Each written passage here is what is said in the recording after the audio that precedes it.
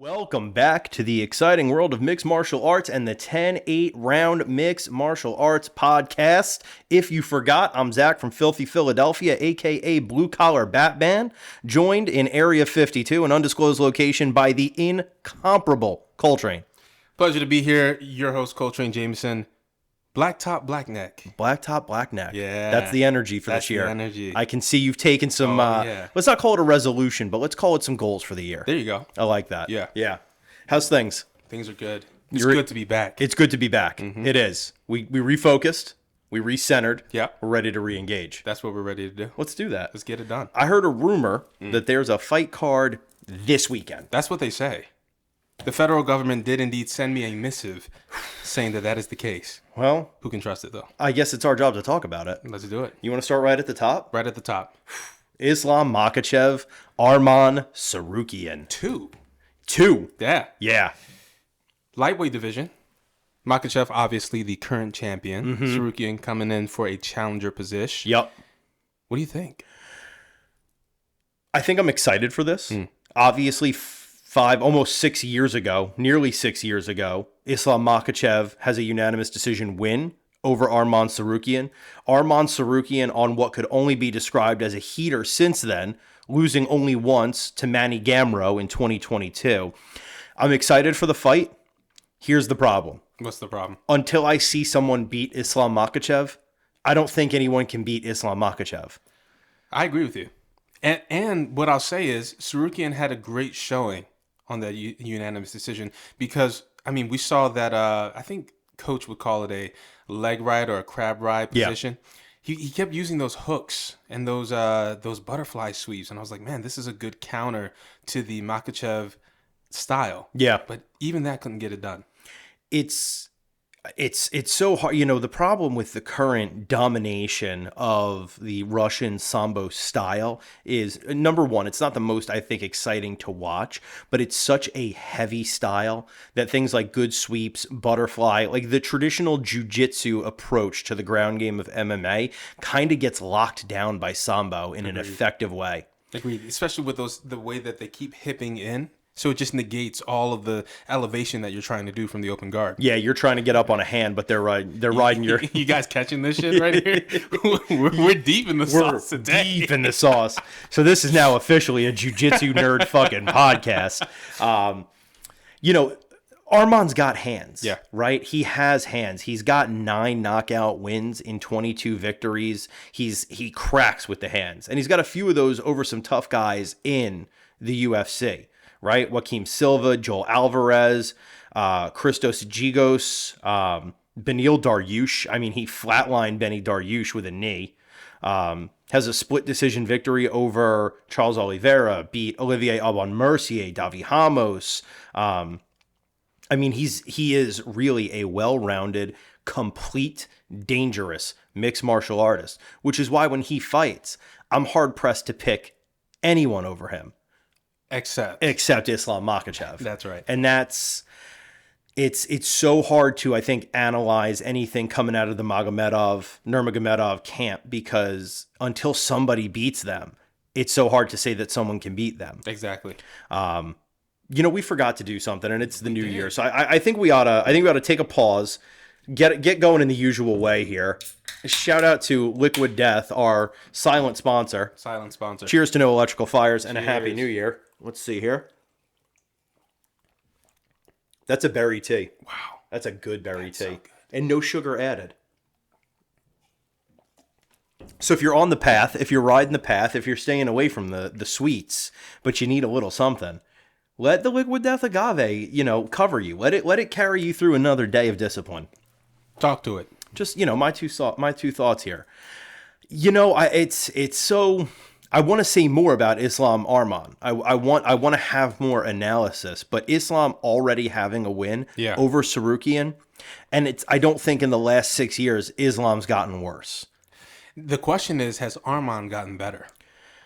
One could say. I think he has, right? And I think the win over Charles Oliveira cements that idea in my mind. And just, I guess, to correct myself, Islam Makhachev does have one loss. He has a loss to Adriano Martins. Yes.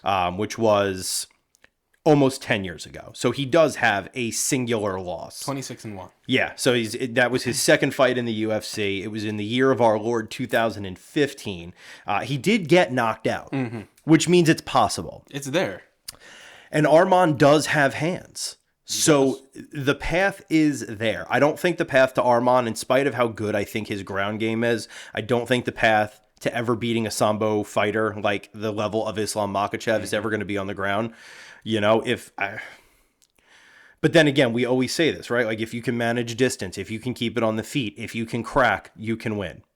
But this is a great segue to the next fight. Let's hear it. Which is Merab Dvalishvili. Merab Dvalishvili versus Umar Nurmagomedov. And the way I'm thinking about it is, it was Corey Sandhagen who said that he's got the style to beat Umar Nurmagomedov through striking. Yeah. And that did not happen. It did not. And he thought, just as we're thinking maybe that's the path for Arman, we're thinking that a striker with distance management and who's got a little bit of a crack, a little bit of a whip to the hands can get it done. And we saw Corey Sandhagen, who by all accounts is a top-tier striker. Oh, yeah. He hits hard. He could not get it done. Nope.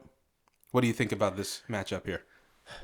I have always postured that the theory to beating the combat Sambo base for MMA was going to be through wrestling. And Merab Dvalishvili is an incredible wrestler. And he is a tireless chain wrestler.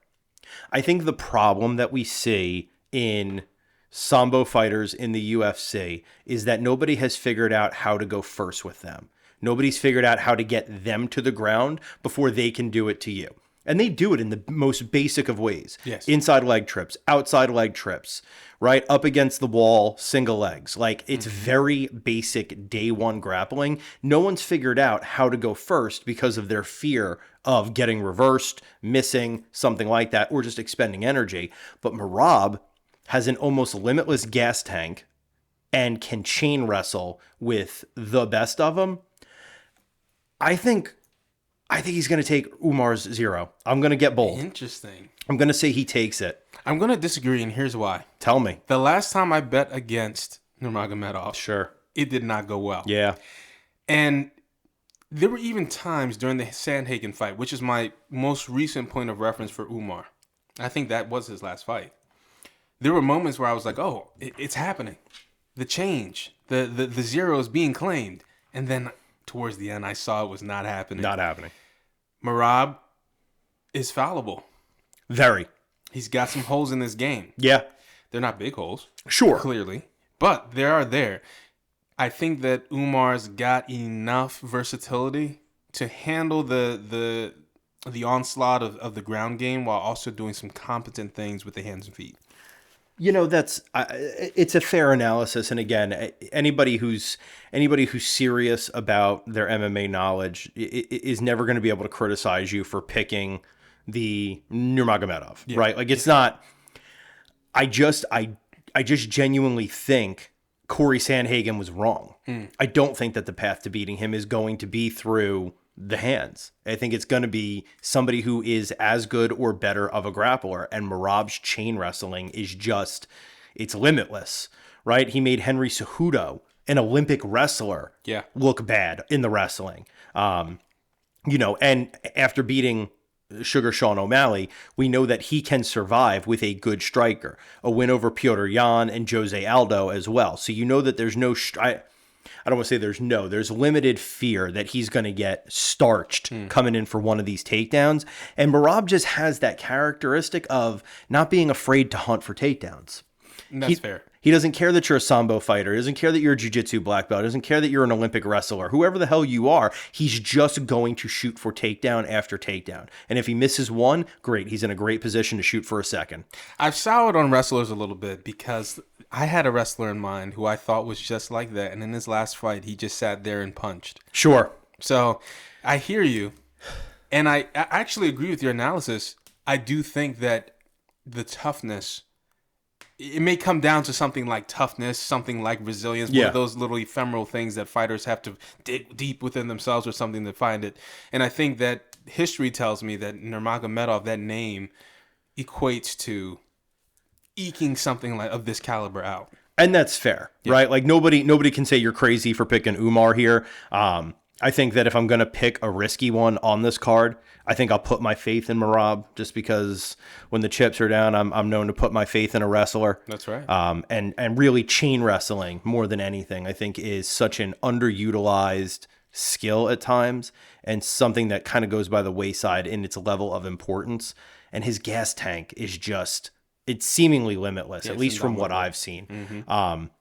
So I'm going to pick, but here's what I'll say. I'm rocking with Merab, and if you're listening at home and you're thinking I'm on that stuff, you're worried about me, that's fair.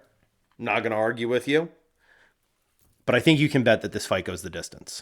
I think so too. I think that more than anything is probably your safest bet, that this is going to go the distance. Yeah. Umar has, I think, maybe 2 knockouts in his MMA career. Merab has 3. This is not a heavy-handed situation. Merab's got 18 wins as a professional mixed martial artist. 14 are by decision. Right. And then, you jump over to Umar. He has 9 decisions, 7 submissions. But again, those decision wins for Merab are because he was able to hold you down as a wrestler. The submission and decision wins for Umar is because he was able to take you down and either submit you or hold you there. I think this is a fight that goes the distance. Agreed. I'm not even sure either of these two dudes needs to wrap their hands before it. I can't imagine that there's going to be much striking going on at all. They should make it like not a catch weight, but a catch rule, like no hand wraps. Like just, this is grappling. This is a really high level grappling match. Now watch we turn it on Saturday, and just a straight right. Merab throws a Jorge Masvidal flying knee and catches Umar on the chin. Oh my! 5 seconds into the first round, and I look like a complete asshole. It could happen, but he won. Isn't that the beautiful part of this sport, though? So many sports you can really sit down and work the science and the math to some degree, right? And we got playoff football going on right now. You can really sit here and do the mathematics necessary, which is why in team sports, these, the moments, right? The immaculate receptions, the Plaxico Burress touchdown in the Super Bowl, all of these things are just so talked about, is because mathematically they seem improbable. These are these heroic moments. Right. And what I love about this sport is that the math is at any given moment ready to go out the fucking window. Real quick. Somebody can throw an overhand right, a flying knee. Somebody can get their head knocked on a double leg takedown or overextend their head shooting for a takedown and get a guillotine. And next thing you know, this fight is over. And all of your good mathematics were like, nothing. Anything can happen at any time. And that's what I think makes MMA so fun, and what makes it so hard to sit on an MMA podcast with a straight face and go, I think I know who's going to win. And speaking of weird things that happen in MMA, should we just get right into it? The legend of Yuri? My guy. That's really my guy. I like Yuri. You like that samurai energy. I like that samurai energy. He's kind of badass. Yeah, it's kind of badass. He's, in the waterfall, the cold. Wow, we know something about the cold, don't we? We do know something about the cold. We've been feeling it this year. Jamal Hill. I mean, fuck Jamal Hill. I'm just going to say it. Fuck Jamal Hill. He came out there, he threw, he got some gloves thrown at him by Alex Pereira and couldn't do anything. Didn't do anything. Yeah, I think that's right. I was kind of liked Jamal Hill for a little while. I did. I liked his rise. 2 things really threw me. Number 1, Jamal Hill's reading comprehension, suspect. Very. If you're in the bowels of MMA Twitter, number 1, I'm so sorry. And please find a new hobby. But if you are there, you know that it is almost a running joke on Twitter that somebody will text Jamal Hill, like a fan will text him or tweet him something positive, and he'll respond in the most violently negative way because he did not bother to read the tweet. It'll just be completely off the fucking reservation. Our boy Tim Green and I share Jamal Hill's Twitter reactions all the time. He's not good at the reading. He's not good. I could forgive that. Yeah. I could forgive a bad Twitter presence. But here's the thing. Jamal Hill gets starched by Poatan. Knocked out, gets slept in what has now become one of the most used highlight reel moments in the UFC. Oof. Poatan, Alex Pereira, takes the shot to the groin, puts his arm out to tell Herb Dean, like, step back. let me cook. Right. And then the left check hook right to Jamal Hill's chin, puts him into the other world. Okay, fair enough. So Jamal Hill's, he's bitter. He's hurt. He's hurt. His ego's hurt. And so what does he do? He pulls up. At the gym, he pulls up on Pereira. Pereira didn't go looking for him. This wasn't like they were actively beefing and Pereira said, pull up. Alex Pereira, Poatan, is training at the gym and Jamal Hill shows up talking that shit. That loud shit. Heavy shit. Pereira has one gear. He walks over to a gear bin. Stone face. Grabs gloves. Yep. Throws them at Hill.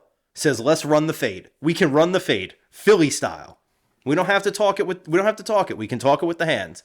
Jamal Hill did not put a single ounce of leather on those hands 0%. And left. I'm done with you. He left the fair one on the table. I'm done with you. What are we doing here? If you're a guy who said, yeah, I fight in the cage. I'll fight outside, train out of, I don't engage in the nonsense. I don't do the fuckery. I fight in the cage. That's my job. I respect that. But don't come in inviting it. But don't come to invite it. Don't pull up on somebody at the gym like you're doing a Gracie gym invasion a la the 1960s. And then not take the work when it's offered. I can't. I'm done with it. For that reason alone, I'm rocking with Yuri. Exactly. Forget the fact that I like Yuri because he's a fucking weirdo. Exactly. And look, the math, fuck the math on this one. And the math does check out. Yuri's going to win. By all accounts, he's going to win. But if we also didn't get to see a full Jamal Hill comeback because his first opponent coming back was Poatan. Who slept him. Yeah. Yeah. So Jamal Hill blows out his Achilles, which is a really bad injury.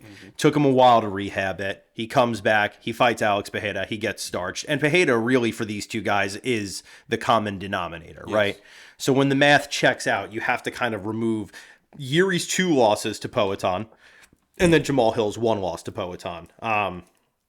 You could, if you were a real weirdo, I guess you could argue maybe that Yuri has more tape with Poatan. Okay. That he fought him maybe better than Jamal Hill. But I think you're stretching at that point. A little stretch. But those are in the last 10 years. Those are Yuri's losses. That's right. In the last 10 years. The last 10 years. 35 and 1. Yes. And the last guy to beat Yuri before Alex Pereira was King Mo Lawal. Yeah. In Ryzen 10 years ago. Exactly. And 10 years ago, King Mo was still King Mo. So that's, you're not going to sneeze at getting starched by King Mo. That was back when he was a terror, a menace in the Bellator and Ryzen scenes. And we don't sneeze at Poatan starching Yuri, honestly. I don't sneeze at anybody getting starched by Poatan. Fair enough. At this point, thank God. At this point, thank God for Israel Adesanya, who has established nothing else but that Poatan is mortal. Yes. Because if he didn't have that win, that knockout win, I wouldn't believe you that he's not a Terminator. But now, getting a little bit off the rails a little bit, but now Israel Adesanya is just like another fighter. Yeah, unfortunately. Further on down the card, can't quite get started back up.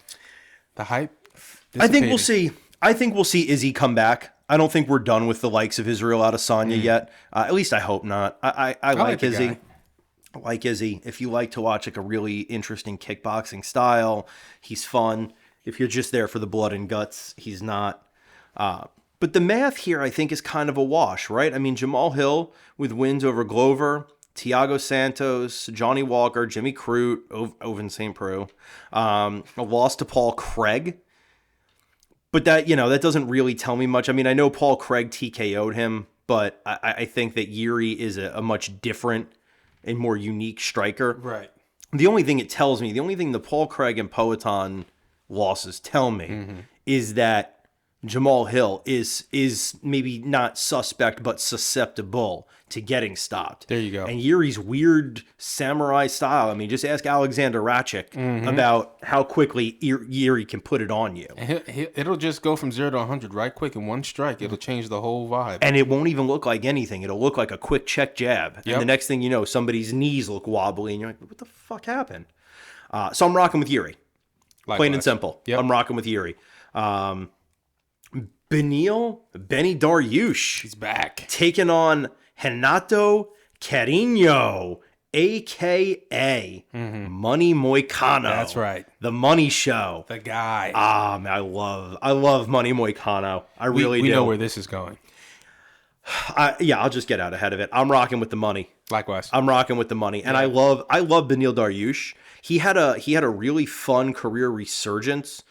He's been around the block for a minute, and he was kind of a mid-range fighter. He loses in 2018, right, to Alex Hernandez, and then he kind of goes on this run. And he's not fighting nobodies, right? He's fighting Thiago Moises, Drew Dober, Drakkar Klose, Diego Rivera, Tony Ferguson. Manny Gamro gets a win over Manny Gamro, which is nothing to sneeze at. And all of a sudden, in 2022, people are talking about Benny D. Like, this is the guy to watch. Yeah. Like, this is the dude who might be fighting Islam. And then Charles Du Bronx Oliveira came in to stop that shit real quick. And then Tsarukyan came in and cemented it. Yeah. And now, look, again, nothing to sneeze at. Beneil Dariush is 22-6 in his MMA career, and nobody's sneezing at you for losing to Arman or Du Bronx. Not at all. But I kind of like Carino. The run that he's been on, his weird fighting style, his energy. He's got a win over Drew Dober. He's also got a win over Jalen Turner. Yeah. Which is, I think, really impressive. How about that match we watched against Benoit Saint-Denis? Yeah, he beat Benoit. Beat Benoit bloody. He whooped wholesale ass. We were sitting there with our mouths open the entire time. And I think we analyzed it on the pod, and I think I gave kind of a safe take, which was like, I like Money Moicano on the ground if it goes there. He's got a great submission game. 10 of his 20 wins are by submission, but if it's on the feed, I like Benoit because Benoit's got that tough, hard-hitting style. Money Moicano beat 110% of that ass. Just whoop that ass. All night. Brutally. Yeah, so at this point, I don't know. Money Moicano's on a little bit of a win. His last loss is almost 3 years ago to RDA, Rafael dos Anjos. Looking a little closer, right? He lost to the Korean Zombie, Jose Aldo, Rafael Fiziev, Brian Ortega. So, all of his losses are high-level, high-caliber losses. Right. And then he's on a 4-fight win streak right now over Brad Riddell, Drew Dober, Jalen Turner, Benoit Saint-Denis. I don't know. I feel like there's ships in the night, and they're crossing in this direction, right? One's going up. Maybe one's, slightly declining. Yeah, we'll see. So I'm rocking with the money. I'm with you. And I'm really excited for another very weird post-fight interview where he starts to talk about government infiltrators and maybe a conspiracy theory or two. I think last time he did this, after beating Ben, we actually gave him some time on the podcast to talk about his post-fight interview and the book that he had referenced, which was a very odd book he referenced. Very weird. It was a suspect book that got referenced. What a recommendation. And I hope you didn't take it. I really do. We have some better books, maybe of a similar ilk. That was in France. That was in France. I think he might have joined Brian Battle as getting banned from France. Might have happened. The two of them are on the no-fly list of Paris. Let's get down to the next. I am so fucking excited. This might be the fight that I am the most fucking excited for on the card. Kevin Holland versus Reinier de Ridder. Netherlands. A Dutch murderer who, for a long time, was giving everyone the business in ONE FC, has come over to fight in the UFC. And I think Kevin Holland, I think that these boys are going to have the business. So Reinier de Ridder is a submission maniac. He's an incredible grappler, part of that, Dutch judo and jiu-jitsu kind of camp over there. They are strong programs over there. Strong programs. Dutch judo gets slept on a lot, but the Dutch love their judo. And I really like Reinier de Ridder. He was undefeated until he ran into the likes of Anatoly Malyinkin or Malkunin, I believe is how you pronounce that. Anatoly Malkunin in ONE FC. And Anatoly is a merciless Russian possible Terminator. Yeah. He lost twice to him on TKOs, but before that had never lost before. Since then has never lost. That's right. Beating, Magomedmurad Kasayev would be my best guess. We're on the same page. and then submitting GM3 in the UFC last year. Yeah. I feel so bad for GM3, man. He has the worst job. He is a gatekeeper for every fucking axe murderer the UFC can find. And credit to GM3. He wins a few of them. He does. He does win a few of them. Showing up. That Wisconsin grappler just keeps showing up. I mean, Joe Pyfer, Renier DeRitter. Like, there's just murderer's row for poor GM3. But respect. But big respect, right? Respect. Like big respect. Like I'm Hespec, big Hespecty. I'm always going to tune in to watch GM3 fight. And I'm always going to tune in to watch Renier DeRitter and fighting Kevin Holland. This is an exciting one. This is going to be a fun one. I'll say this now. The bookies can't come to an agreement on this. I don't blame them. Yeah. I don't blame them. Kevin Holland has a very weird kung fu striking style, which has been really effective in the UFC, right? 14 wins by knockout. But then went and got his jiu-jitsu black belt and started showcasing some jiu-jitsu prowess in the UFC, and has 8 wins by submission. Including Michael Chiesa, by the way. Including Mike. I was at that fight. And that is a tragedy. I'm still talking to a therapist about that. Yes. We're working through some stuff. It'll be okay. It will be okay. It will be okay eventually. I'm rocking Renier DeRitter here. I'm with you. I'm rocking Renier. I'm with you 100%. Here's why. I don't think that on the feet, Holland has enough to overcome Renier and stop him from running his game. And I think once you get to the ground, as crafty and as slick as I think Kevin Holland can be on the ground with his submissions, I don't think it's anywhere near what Renier DeRitter is on the ground. Exactly. And I think that cancels it out, right? You kind of have to, sometimes in MMA math, you have to kind of cross multiply. Yeah. Like it's hands versus hands, ground versus ground. And then we and we kind of try to figure out the math here. And Kevin Holland's stock, I think, has been dropping really ever since that Khamzat Chimaev fight where ragdolled a poor Kevin Holland. Yeah. I mean, it looked like someone's first MMA pro fight versus Khamzat Chimaev. And it was as bad as we thought it would be. And then to turn around and be beaten by Stephen Wonderboy Thompson on the feet. So now you've got a lot of aspects of your game being questioned. And I could really forgive losing to Wonderboy on the feet, right? Yeah, that's the guy. You could forget. That is the guy. I mean, and that guy on the feet he's going to be a sniper until he's dead in the ground. Win over Santiago Ponzinibbio, tough Argentinian fighter.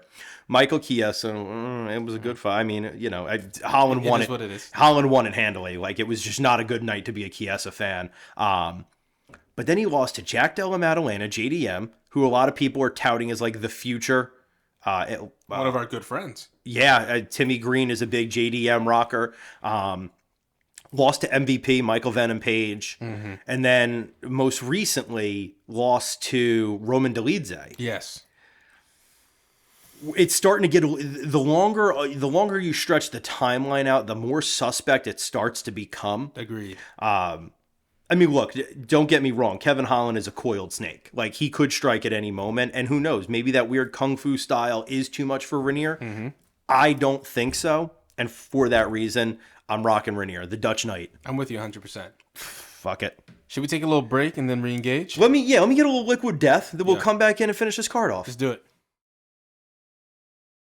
Welcome back to the 10-8 round mixed martial arts podcast. It is time for a fan favorite segment that we have been calling beginner's luck. That's right. For quite a while. But new year, new us. Do you think it's time to rename it? I think it is. What are you kicking around here? I don't know. It's something like Train's Game. That's not bad. Train's Game. That's not bad. A stop at the train station. Stop at the train station. Yeah, that's not bad. Yeah. Coltrane's picks, if you want to just go classic. Which is not ever something I'm against. Right. If you just want to keep it classic. I'll tell you what we ought to do, though. We ought to ask the millions of fans out there. I mean, if you've got an idea for what we ought to call this segment, chime in. Let us know. Let us know what's up. I mean, we're here. But in case you forgot, because it's been a little bit of a minute, no matter what we call it, the rules remain the same. We're going to go top to bottom on the fight card. Coltrane is going to tell you what the odds are and who he's riding with. I'm going to keep track of whether he's picked a favorite, a dog, or a pick'em. And, we're going to kind of go from there and see how his luck pays off. That's right. And before we get started, I want to mention a few things. The first, actually just one thing, because why not?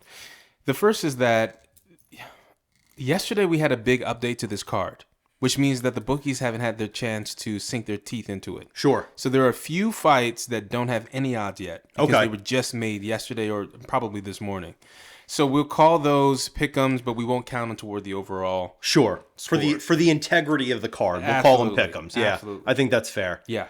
You want to start right at the top? Let's do it. Islam Makhachev, Arman Tsarukyan. Yes, Makhachev, the reigning champion, coming in as the heavy favorite at -400, with Tsarukyan coming in at +300. Okay. Yeah. And we're going with Makhachev. Yeah, I think that's fair. Merab Dvalishvili, Umar Nurmagomedov. Another title fight. Another title fight. Merab is the underdog. Yeah, I figured he would be. +260. Umar at -340. Wow. I am going with Umar. That's a heavy line. Yeah. I'm interested to see if genius strikes here. If I'm right, I'm a genius. If I'm wrong, I'm a knucklehead. So, such is life. Yuri Prohaska. My guy. Jamal Hill. Double negatives here, which means the bookies can't make a decision. All right. We're going with Yuri for cultural and fight math reasons. Yeah, I think whatever road you want to take to get there, I think Yuri's the smart pick. Yeah. Benil Dariush, Renato Carino. Dariush is the underdog at +145. Wow. With Money Moicano coming in at -175 as the favorite. We're going with Money Moicano. Yeah, I like that pick there. I really do. Kevin Holland, Renier de Ridder. Another double negative here. Wow. I know. This should be a very fun card to watch and bet on because you've got a lot of variability here. It seems that way. Yeah. We're going with Renier on this one. Yeah. I like that pick. Obviously, you listen to the first segment, you know I like that pick. Peyton Talbot, Ronnie Barcelos. So I just re-uploaded the page here. And the Peyton Talbot line is the heaviest favorite on the card at -1,500. Holy shit. With Barcelos coming in at +750. My God. That's a wide-ass line. You've got to go with Peyton Talbot here. Yeah, I mean, even if you're not a Peyton Talbot fan, which you are a Peyton Talbot fan. I am indeed. And that's fair. Yeah. Wow, that is a heavy, heavy-duty fucking line. Indeed. All right. Getting to the big boys. Oh, yeah. J. Alton Almeida taking on Sergey Spivak, the polar bear. Almeida coming in as the favorite at -500. Spivak at +350. Wow. Yeah, we're going with Almeida. Wow. They're not putting any respect on the polar bear's name there. 0%. Damn. No respect. No That's crazy. I don't know. I thought I might like the polar bear there, but I mean, Jayden Almeida is, he is that rare grappling heavyweight. Mm-hmm. I guess I can understand that. But wow, I thought they'd put a little bit more respect on the polar bear's name. They have zero. None. Keep an eye on that one. That's a Zach's interjection. Yeah, five spot on it if you got it. Yeah, if you got it, if you're feeling weird, if you're feeling funky, I don't know. I just feel like that's heavy disrespect on the polar bear, who's only lost to like the guys. Oh yeah, right, like Cyril Gahn, Tom Holland. I mean, he's got 17-4 record. That's a disrespectful line, but if you look at Almeida, I mean, Almeida's he's a killer, right? And he is a grappling heavyweight, which makes him doubly dangerous in this division. But does have a loss to Curtis Blades via knockout. So I think there is a path to victory for the polar bear. We'll have to see. Again, I would just keep an eye on that one. And if you're feeling frisky, you want to get a little weird with it. Now we get to one of our guys, one of our dudes, Zachary Reese, taking on Azamat Bekoyev. This fight was made this morning. No line on this. No line. We're going with Reese because that's the dude. However, this will be a challenge. Oh yeah. Based on the math alone, the tape, I watched a little bit of the Bekoyev fights before this, and I mean the guy is definitely in that Russian Sambo camp with some hands involved. And that's a tough thing. That's a good challenge for Zachary Reese, I think. I think that this is probably the UFC saying to Zachary Reese, like, let's see if you're really about that life. Right. Zachary Reese, gets on a year and a half ago on the Contender Series with an armbar, loses to Cody Brundage off of a slam. So Cody Brundage went for a takedown, slammed him on his head, knocked him out. But he, born again hard. He knocks out Julian Marquez, wins a decision over Jose Medina. Not necessarily maybe nobody's, but certainly not Azamat level of competition. So I think this is a watershed moment. And this is Azamat's first UFC fight here. This is his UFC debut. Yeah, so this is an exciting one. I like this as a step up. I'm excited to see where it goes. We're going with Reese, though, just for the record. Rock with Reese on this one, but that's dicey. Next, we've got Bogdan Guskov. My guy. Taking on Billy Elikana.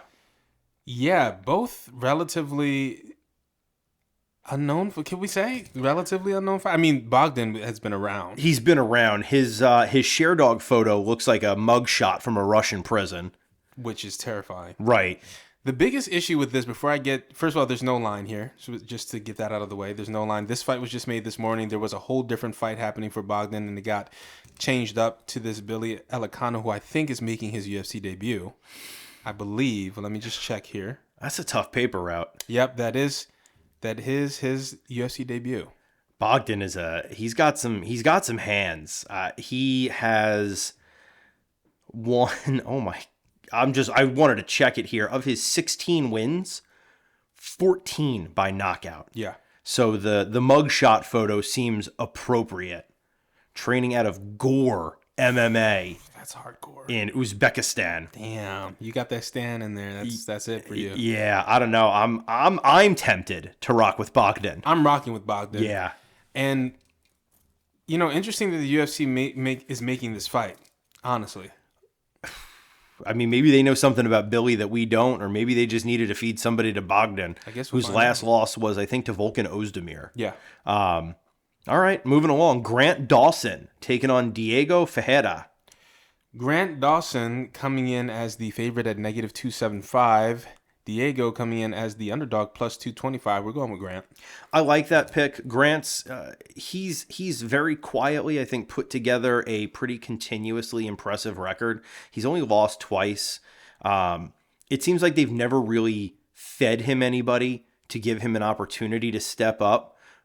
He's been around the UFC for a little while now, for, I guess, since his Contender Series win almost 8 years ago now. Wow. But only one loss in the UFC to Bobby Green about 2 years ago. Good old Bobby. But, the guys he's beaten, I mean, Jared Flash Gordon, he's not a nobody. I mean, arguably has a win over Paddy Pimblett. Marco Madsen, who was an Olympic silver medalist wrestler. Damir Ismagulov. Rafa Garcia, and then Joe Selecki. So not nobodies. But Grant Dawson, he's kind of a secure pick, so I like that call. Yeah.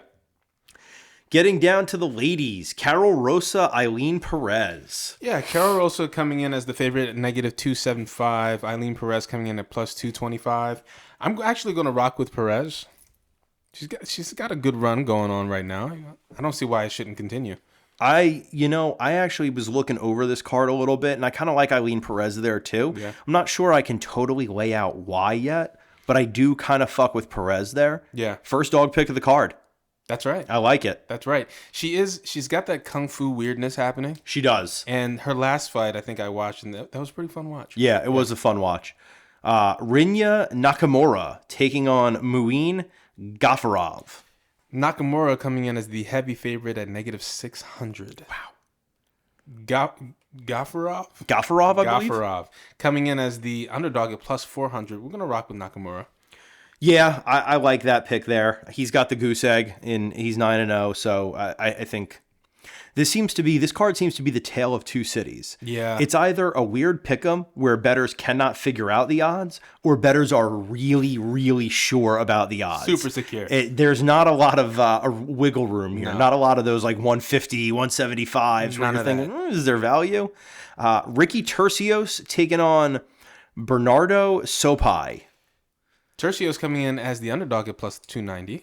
SoPi, the favorite at -390. I'm with SoPi based off of the tape. You know, I hate that. I have, for those of you who have been longtime fans, and shouts to John Boy down there in sunny Fort Lauderdale, Florida, our dog, the original host of the 10-8 with me. 100%. He and I have a seemingly never-ending bet. And the bet is for Chris Franklin that Ricky Tercios will never crack the top 15. Now, when Ricky won the Ultimate Fighter, I said that his style was weird enough and awkward enough. Not that he would ever be, I don't think, a champion at bantamweight. Right. Not that I think that anything like that, but just that he would crack into the top 15. He'd be able to put together enough weird wins from kind of out of nowhere. And since John Boy and I made that bet, Ricky Tercios has done everything he can to make me look like a fucking idiot. And but I was just gonna say, but he's still on the roster. Yeah, but he's still on the roster, so I haven't lost the bet yet. Anything can happen. Tagir Ulanbekov, Yeah. taking on Clayton Carpenter. Ulanbekov. Ulanbekov?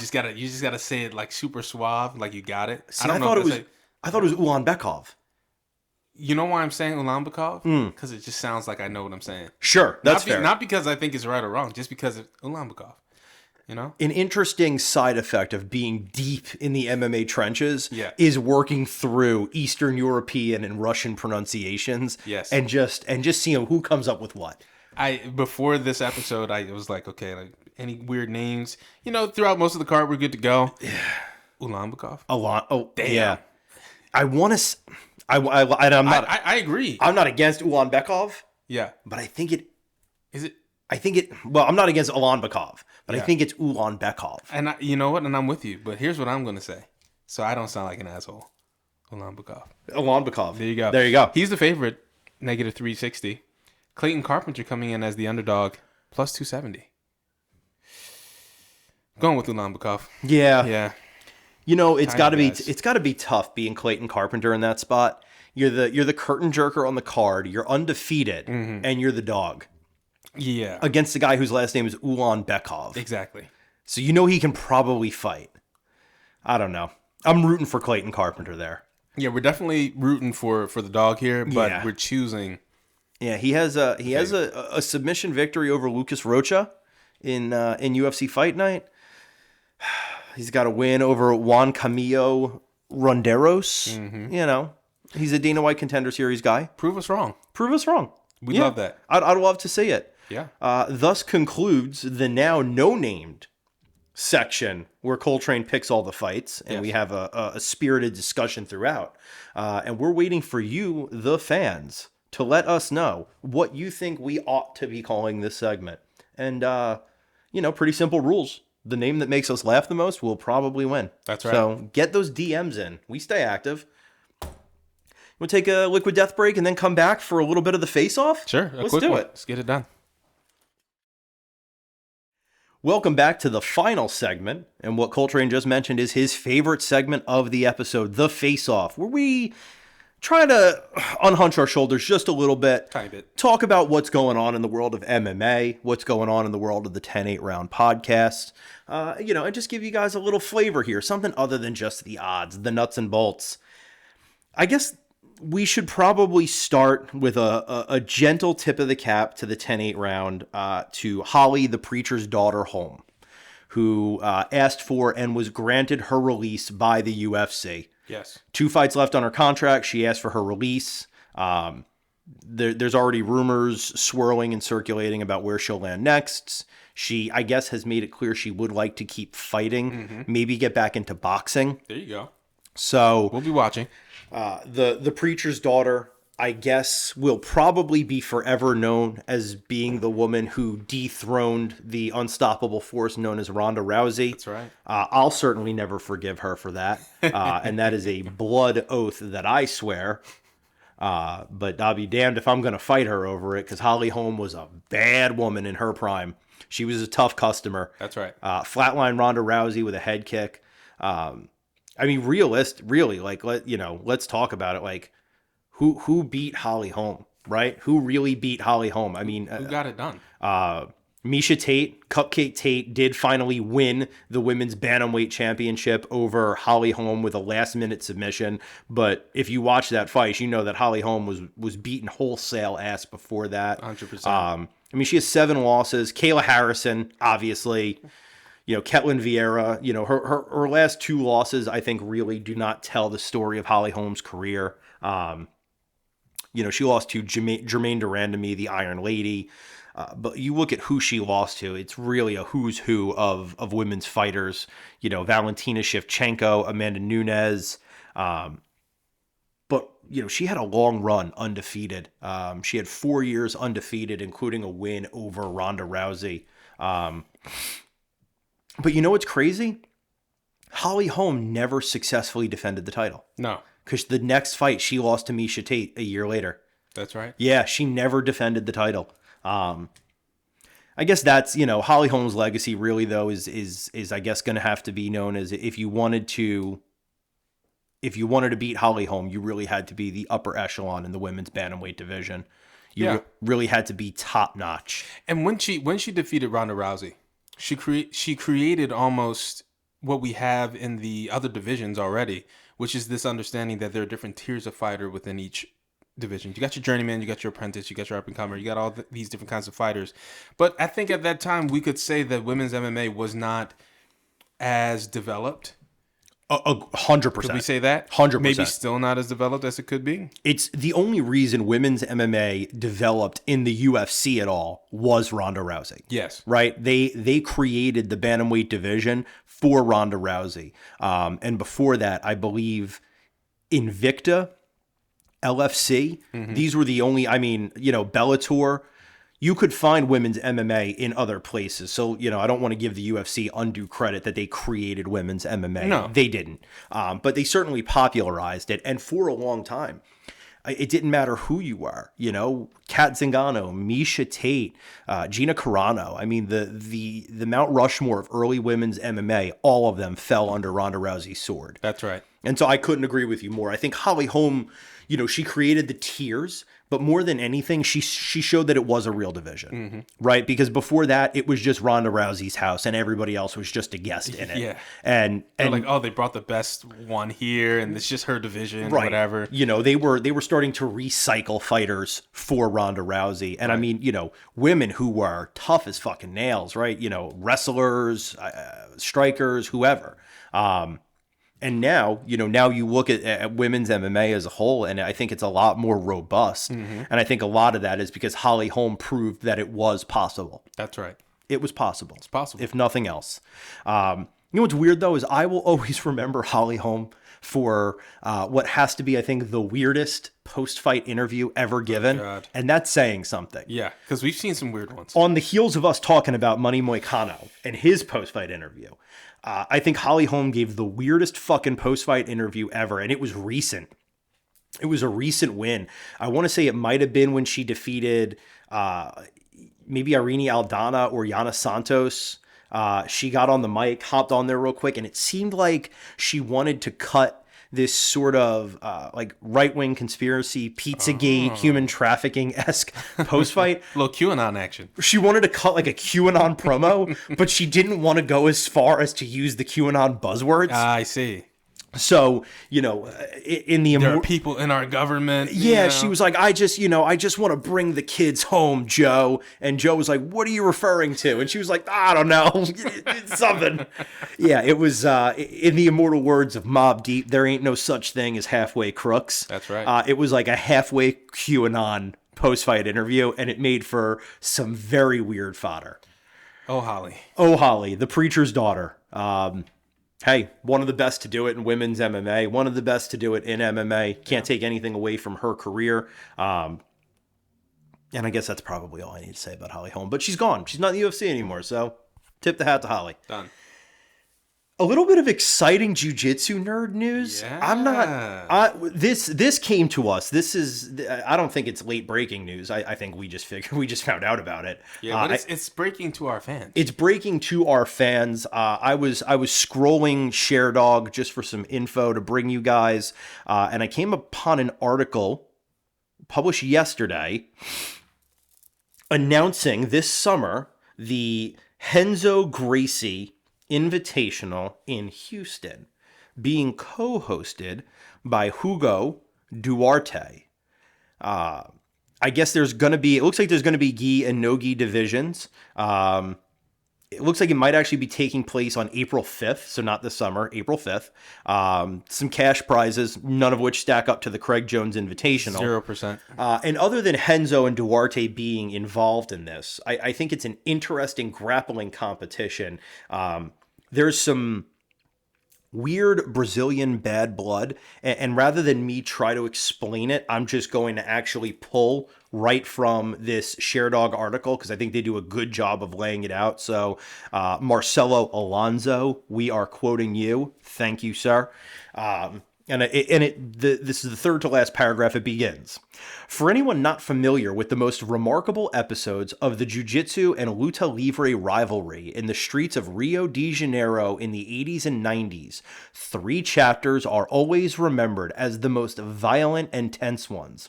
The fight between Luta Livre head coach Hugo Duarte and Rickson Gracie in Pepe Beach in 1988, the invasion of the Gracie Academy by almost 100 Luta Livre students led by Duarte 1 week later, and the historic riot of Pentagon Combat from 1997 during the main event between Renzo Gracie and Eugenio Tadeu that led to the prohibition of Vale Tudo for almost 6 years.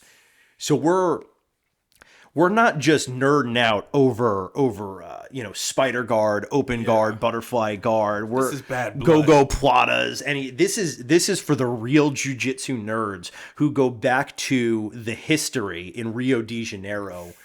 Back in the days when Gracie used to actually invade dojos. Mm-hmm. Gracie jiu-jitsu students would invade other martial arts dojos and challenge the head instructor to a competition to prove that Gracie Jiu-Jitsu was superior. So you've attained your lifelong goal of opening up a karate dojo in Rio de Janeiro, and here comes the Gracie clan to challenge you. Yeah. And they would just break people's arms, legs, like they would retire them during these invasions. So badass.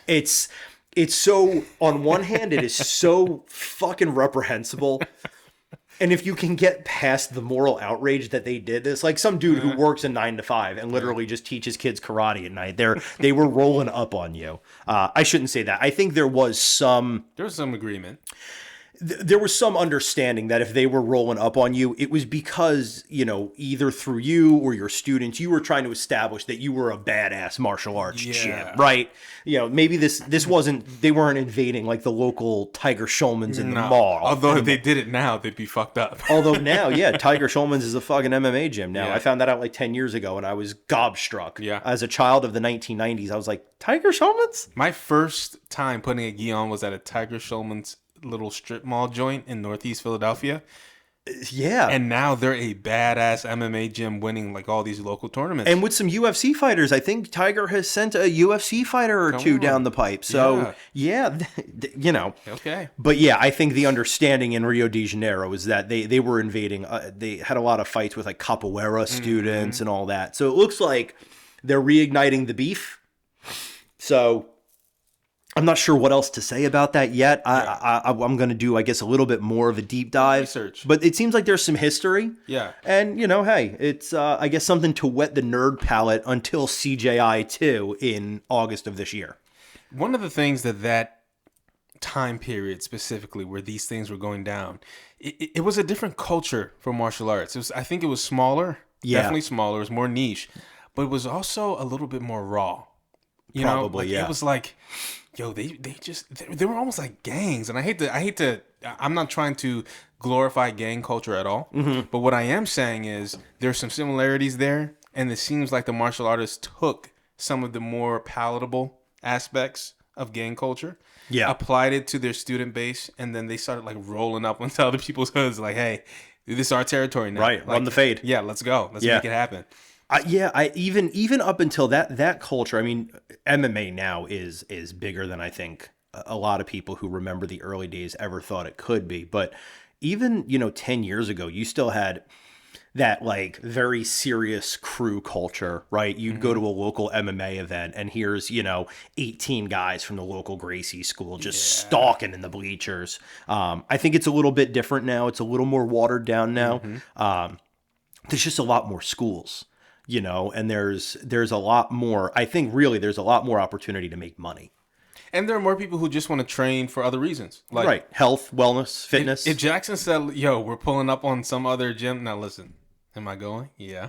Am I going to participate? Yeah, I'm probably going to participate. I'm going to say it depends on the gym. Yeah, it depends. If he says we're pulling up on Marquez, I might have a cough that day. I might be sick that day. I might have to call you guys like, Dagestanis in there. There's traffic everywhere. Yeah, I can't get there. I can't get there. But so, hey, look, it's cool if you're a real, martial arts history nerd like I am and like we are. It's really interesting to know the history, but it's happening. And we should tune in, and we will. We will tune in. Yeah. We will bring some coverage. Maybe we'll bring back our jiu-jitsu correspondent in the field, Mr. Geiger. Salty Geiger. Salty Geiger. You all really love the Salty Geiger episode. We got CFFC coming back to the 2300 arena again. Man, I'm just loving that, man. I love that. You've dove in head first to the CFFC. Yeah, I think we've been to every one that's been in 2300 since I started. We have. So that was your first live MMA experience. Yes. And big shout out to OG fan of the pod, Jay Bishop, my boy Jay. Big shout. He joined us for a little cage fighting. And what a fun night it was. Oh. Bangers. Just banger after banger. That was November of last year? So. We went and caught that. Yeah. And then we went and caught the Fury card. That was also awesome. Also awesome. A little bit of Fury Jiu-Jitsu. I got to say, I give the CFFC and Jonathan Webb just a ton of credit for the Fury grappling. Is it the best grappling you'll ever see? Probably not. You're getting guys you would never get to see grapple otherwise. You're getting UFC fighters in there to grapple. You're getting local jiu-jitsu studs in there to grapple. You're getting former collegiate wrestlers. You're getting such a rich, diverse crew in there. And it's just a fun night, I will say this. I'm a fan of one fighter from that night. One grappler from that night. Sorry, Tim Green. Who, actually, she probably is a fighter too. Bellamere. We saw Bellamere starch. Ooh. Starch. She is a mean one. Oh my gosh. Bloody nose, just getting after it with an armbar. Oh man, it was awesome. I mean, the daughter of Frank Mir. So what would you expect? Exactly. Right. Frank Mir, MMA legend, former UFC heavyweight champion, ankle locked Brock Lesnar back in the day. And then Bellamere, if memory serves, was one of the pioneering women on Iowa's women's wrestling team. I believe so. So, I mean, she's been grappling since the womb. Literally the womb. And she handled business down at 2300. So are we going to go back? Are we going to do this again? February 1st? February 1st, we'll be there. We're in the house. Join us. Come join us. Come say what's up to the 10-8 boys. Maybe we'll have a little 10-8 merch on. Maybe we'll have some stickers to hand out. Yeah. Like, come say what's up. Show love. Come through. We always give love back. You want to, I mean, what's going on in the world? What do you got going on? What's up? Well, first of all, we had a little bit of a hiatus. This is our first episode of 2025. It is. And we had a little bit of downtime between our last episode and this episode. I want to explain why really quickly. The federal government, fucking feds, unfortunately opened up a dam nearby. Right off screen. 52, right off screen. And flooded half of our studio. Yeah. Thankfully, the half of the studio that we use for this amazing content didn't get affected at all. But the entrance and the sort of facilities that we have, it got a little messed up. Yeah. And so we had to engage with some outside contracting. And we had to bring in some reinforcements. Yeah. And we finally got it resolved, so we're back strong. We're back strong. Super strong. But we're not back in this area 52 forever. Not forever. There are some things on the horizon. Oh, yeah. Some studio improvements. One could even say a studio relocation. Some could say that. Some could say that. Some, maybe some men in blue windbreakers and black vans are going to move Area 52. In the heat of the night. What's happening. To another undisclosed location. That's right. Which is exciting. Very exciting. A lot of growth on the horizon. And in that vein, we're making 2025 the year of we're just gonna get a little weird with it. Oh yeah. We're gonna have some guests on. We're working on a lot of like local fighters. You know, we'd love to get Tim and Gianna back on, Matt Geiger back on. Jeff Knapp from Black Sheep has said he will come on the pod. That'll be a fun ass episode. We're going to do that this year. Jackson Galka. I was going to say that's Get him on here. That's the one. The Grail. That's the holy grail. Jackson Galka, head coach, owner of North Star Mixed Martial Arts. Oh yeah. Our gym. And I'm gonna, I guess, you know, I'm gonna embarrass him when he's on, but I think if not a pioneer, an OG member, a seasoned veteran of the local Philadelphia area MMA scene, kickboxing scene, Muay Thai scene, grappling scene. So really excited for what that episode looks like. It's gonna be great. It's gonna be so weird. Yeah, it's going to be so weird. Oh, yeah. I'm going to ask Jackson to prime himself to bring the Jackson that you get at North Star. That's like I what want we him. need. I want geometry lessons. Yeah. I want everything to be a triangle, 2 points of control, all of it. All of it. So we got some exciting stuff there. Yeah. We're going to maybe try to do a live episode this year if we can pull that off, get some guests in. So if you want to get on the wait list, if you say like I'm an OG, I'm a VIP of 10-8, I want to be at the live show, hop in the DMs now. That's right. Because when tickets go, they're gone. It's talk to us now. Yeah, Aerosmith, you know, levels of hyper awareness of how quick these tickets are going to go. Gone. We're going to maybe try to do a couple fight companions this year. Yep. Right? Have a couple guests down to watch them fight. I'm excited for the year ahead. We've got some big plans in the hopper. And once we execute, is that my ride out there? It might just be like my ride for us. It sounds like my ride. So yeah, and I won't reveal it yet. The particulars are still in flux. Yes. There is a rumor out there that the 10-8 round may have found its first sponsor. That's right. There is that rumor floating around. The intelligence community, big if true, has let us know that there's some chatter. Big if true. Some chatter. So you didn't take the downtime lightly.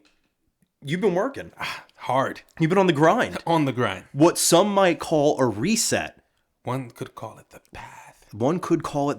Yeah, Jocko reset. The Jocko reset. We're doing this together. Yep. It's so we're 14 days in. It's tough.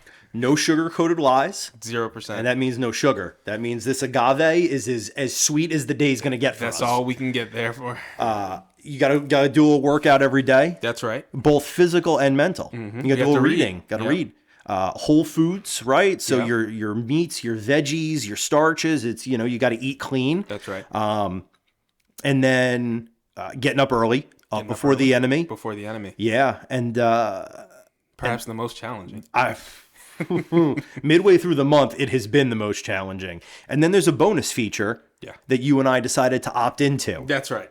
Which is the bonus feature recommended by Mr. Willink, of who we are big fans, and we got to work out with last year, and was as cool as you'd hope he would be. Exactly. The bonus feature, if you really about that life, is 10 minutes or 100 burpees every day. Burpees for breakfast. Burpees for breakfast. Oh my gosh. Have you hit 100 yet? I have not hit 100 yet. My highest has been 50. Yeah. I'm pushing to 70 tomorrow. We'll see what happens. Yeah. But we're pushing to 70 because at the same time as I'm doing this reset, we have officially exited the preseason and started our regular season of marathon training. You're running the Flying Pig Marathon, aren't you? Flying Pig Marathon. Ooh, May 4th, Cincinnati. I'll be out there, 26.2, getting it done. Bacon on the finish line. Bacon on the finish line. So Are you gonna try Skyline Chili? 100%. Excellent. Yeah. Without a doubt. Well, I'm obviously gonna be there, so we're gonna get some Skyline Big Chili. bowl. Yeah, big ass bowl of chili. There's gonna be some serious big bag activity. Yeah, that's gonna have to happen. Oh my god. Yeah, donut shops in Cincinnati just went under. Yeah. Bad day to be a donut in Cincinnati. So you're pushing the burpees. Pushing the burpees. You're staying on the path. Staying on the path. Have you felt a difference? Immensely. At first, it's hard to balance everything. Yeah. But then when you start getting into a routine, you start feeling a little better. You start to expect it a little bit. Yeah. But I'll tell you this. We have those, what we call NSVs. Non-scale victories. Non-scale victories. Yeah, those are important. Love those. Yeah. When I got on the mats after 6 weeks of marathon training. Yeah. And I'd say 7 days of burpee training. Yeah. So I've already done over 450 burpees. Yep. You've done over 600 burpees. As of today, I think I've done 740 maybe. Yeah. I got on the mats, rolled Jackson. Yeah. And Jackson says, here's an NSV for you guys, non-scale victory. Go train. Feel much better. Your pace, it's higher. Yeah. And he does not give out compliments free. That right there, that's an Emmy. Yeah. From him. Yeah. That's all you're going to get. That is an Academy Award right there. Yeah. That is huge. So that's the biggest thing. It's just been easier. Like, we were just out in another undisclosed field location. Yeah. Where we were getting after some hill walks, basically rucking some gear up and down a hill. Some serious fucking hill walks. Yeah. If you heard loud cracking in the woods of northern Pennsylvania, that was us. That was us. Sorry. And there was not a huff nor a puff the entire time. Yeah. I got to say, I agree with you. As tough as the journey has been, I'll take it a step further. I'm staying on. Oh, yeah. After January 31st, I'm going to stay on. I'm going to keep doing it. In fact, I hear we have something called a Terminator Protocol. I believe Terminator Protocol gets instituted on February 1st. We're going to add some weight to those burpees. Weight vest, y'all. It's getting crazy. So I think all of that is only going to benefit the 10-8 pod. It's going to keep us sharp, svelte, ready to kill. Yeah. Maybe we got to do like a little 10-8 workout sesh. 2025. 2025, 10-8 workout. Yeah. That could be fun. Find a parking lot somewhere. Why not? Make everyone do burpees till they yak. I think it's perfect. Yeah. Give them liquid death after. Yeah. We know Johnny Flowers will be there. Yes, he will. Yeah. Big shout outs to the Flowers family. And big shout out to young Johnny Janik. Oh, yeah. Who competed last weekend at Grappling Industries. He did. And I think had a good showing. He had a good showing. He had a little tough time with some of his opponents, though. Yeah. He was thrown into an older age bracket. Stud. So he encountered some stiff resistance, but he still got after it and got it done. He was the only youth in our program to actually go and compete. So and shout out to our boy Grant, who's I think an occasional listener of the show, but has listened. So shout out to our boy Grant, handling business out there and grappling. Yeah. Huge bracket apparently. Yeah. And put together some good victories. I want to say he was 4th or 5th. I think he was like right there. I think 4th place. Yeah. Which is awesome. And young Johnny, just getting after it. Older division, good. He's ready. We got anything else to talk about this week? I think we're good to go. I guess there's only one thing left to do. Call your mother. Tell her you love her. Because we out. Peace.